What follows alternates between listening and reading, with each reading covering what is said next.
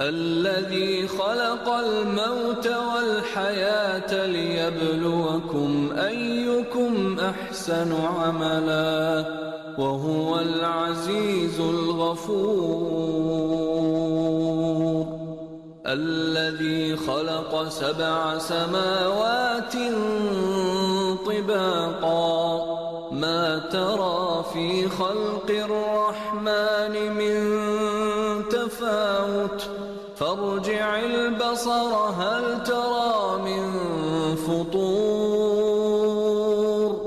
ثم ارجع البصر كرتين ينقلب إليك البصر خاسئا وهو حسير